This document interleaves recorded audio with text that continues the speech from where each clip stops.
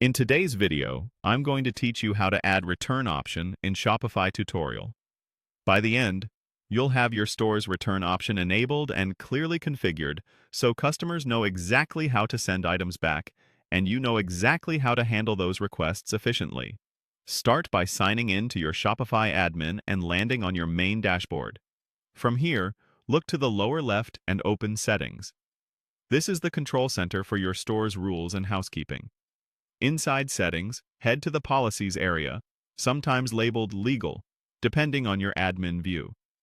This section centralizes your store policies and is where Shopify lets you manage the built-in return rules that power the return option customers see. On the Policies or Legal page, find the Return Rules card and click Manage. This opens the dedicated screen where you define how returns work for your shop. You'll see several highlighted controls. Use these to enable returns and shape the customer experience. First, turn on the main return feature so customers can request a return rather than contacting you manually. Then set your return window. Choose the number of days after delivery that returns are accepted.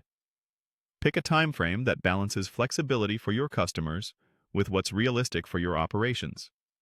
Next, review any conditions that apply to your products. For example, you may require items to be unused and in original packaging, or exclude final sale or perishable goods. If you charge return shipping or restocking fees, make that clear here so there are no surprises.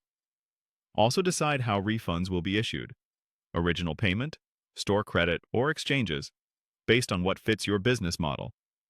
Keep your wording straightforward. Customers are more likely to complete a purchase when your policy is simple and transparent. Once you've adjusted the highlighted settings to match your store's needs, click Save.